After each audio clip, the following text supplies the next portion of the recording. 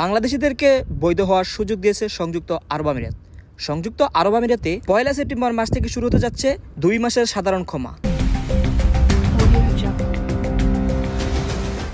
এই সময়ে সংযুক্ত আরব আমিরাতে বসবাসকারী অবৈধ প্রবাসীরা বৈধ হতে পারবে। পাশাপাশি দেশে ফেরত যাইতে চাইলে তাদের জন্য থাকবে দেশের ফেরার সুবিধা।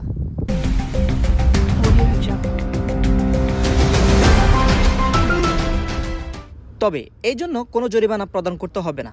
বুধবার 28 আগস্ট এক সংবাদ সম্মেলনে এই বিষয়ে বিস্তারিত তথ্য জানিয়ে আরব আমিরাতে identity, citizenship, custom and security পক্ষ থেকে এই ঘোষণা দেন।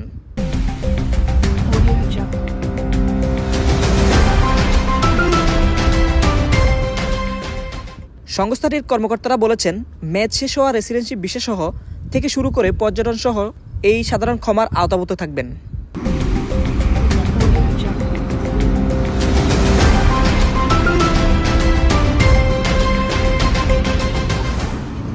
অর্থাৎ সব অভিবাসী এই সুযোগ পাবেন। এছাড়া যেসব অভিবাসীরা সন্তান জন্ম হয়েছে কিন্তু কাগজপত্র করা হয়নি, তারা বৈধ কাগজপত্র সংগ্রহ করতে পারবে।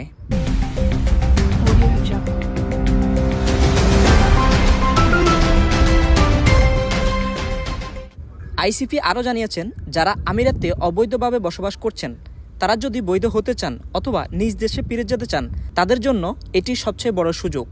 যারা দেশে ফেরত যাবেন তারা চাইলে বৈধ ভিসা এটি নিয়ে যে কোনো সময়ে আবার আমিরাতে আসতে পারবেন।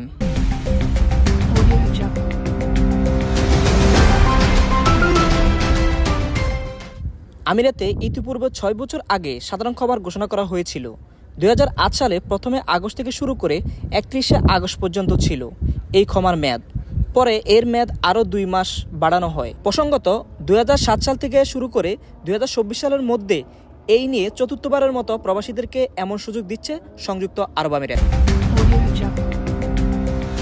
প্রবাসী ভিশন নিউজ, সংযুক্ত আরব আমিরাত।